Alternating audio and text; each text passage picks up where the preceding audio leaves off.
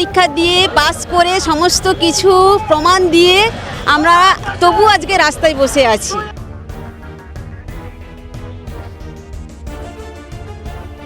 আমরা যেন এই দিনটা আর বেশি দিন আমাদের দেখতে না হয়। আমাদের চাকরি রক্ষা করার দায়িত্ব সরকারের, কমিশনের, এসএসসি কমিশনের।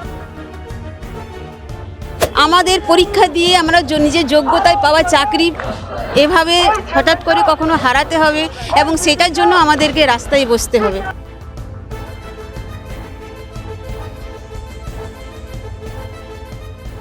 শুক্রবার থেকে ওয়াই চ্যানেলে বসে রয়েছেন চাকরিজীবীরা। 2016 সালে আপনারা সকলেই জানেন প্যানেল যে বাতিল হয়েছে, সেই বাতিলের জন্য কিন্তু হাইকোর্টের দ্বারস্থ, তারপর সুপ্রিম কোর্টের দ্বারস্থ হয়েছিলেন এই চাকরি প্রার্থীরা। সেখানে দাঁড়িয়ে তাদের যোগ্য অযোগ্য বাছাই নিয়ে যে সমস্যার সম্মুখীন হচ্ছেন, তার জন্য কেউ বাচ্চা 2 বছর 5 মাসের বাচ্চা নিয়েও কিন্তু এই রাস্তায় বসেছেন। কারণ তাদের যে দাবি তাদের যোগ্য অযোগ্যদের বাছাই করা হোক এবং তাদের অবিলম্বে যাতে তাদের চাকরি সুনিশ্চিত করা হয়, সেই দাবিতে সরাসরি কথা বলার চেষ্টা করব এক শিক্ষিকার সঙ্গে। দিদি, গত শুক্রবার থেকে আপনারা রাস্তায় রয়েছেন, আপনার সঙ্গে বাচ্চাও রয়েছে। এইভাবে আপনারা চাকরির জন্য যে রাস্তায় নামতে কখনো ভেবেছিলেন?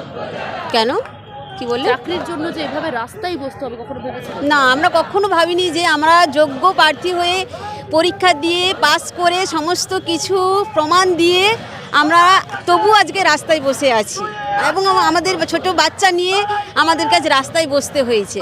এটা কোনোদিনও আমরা কখনো ভাবিনি, স্বপ্নেও ভাবতে পারিনি যে আমাদের এভাবে রাস্তায় বসতে হবে। এই শীতের রাতে ঠান্ডায় সবাই বাড়িতে আছে, সেখানে বাচ্চাকে নিয়ে আমরা এখানেই খাওয়ানো দাওয়ানো, বাচ্চাও অসুস্থ হয়ে যাচ্ছে।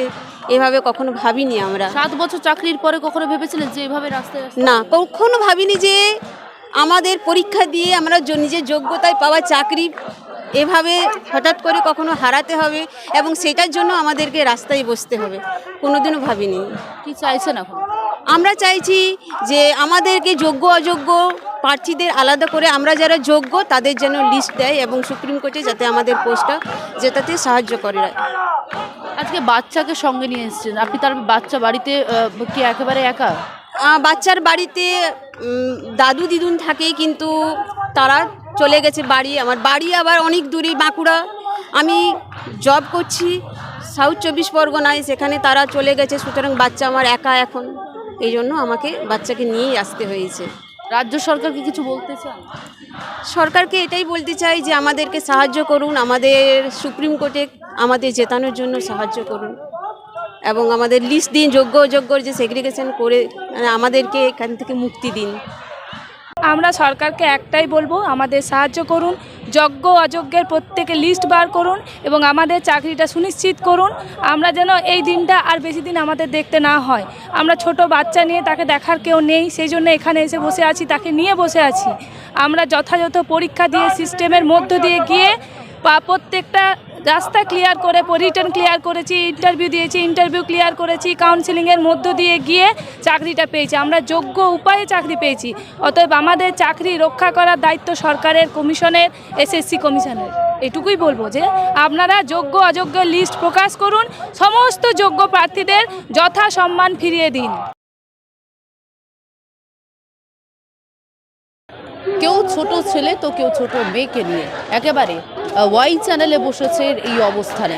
কারণ তাদের দাবি, তাদের যে যোগ্য চাকরি, তারা যেন সেই চাকরি সুনিশ্চিত করা হয়। কারণ তারা যে সমস্যার মধ্যে পড়েছেন, তাদেরকে ইতিমধ্যে তাদের চাকরি, যে 7 বছর ধরে চাকরি করার পরেও তারা ইতিমধ্যে বলা হচ্ছে তাদের চাকরি বাতিল হয়ে যেতে পারে এবং সেই আগামী শুনানি রয়েছে 7ই জানুয়ারি। সেদিকে তাকিয়ে রয়েছে সকলেই এবং এই শীতের রাতকেও কিন্তু উপেক্ষা করে ছোট ছোট বাচ্চাদেরকে নিয়ে রাস্তায় বসেছে অবস্থানে, যাতে তারা সুবিচার পায়। ক্যামেরায় তানসিকের সঙ্গে শোভনের রিপোর্ট, বাংলা হাট, কলকাতা।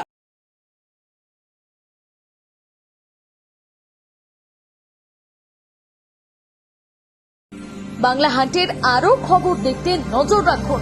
বাংলা খবর মানেই বাংলা হাট।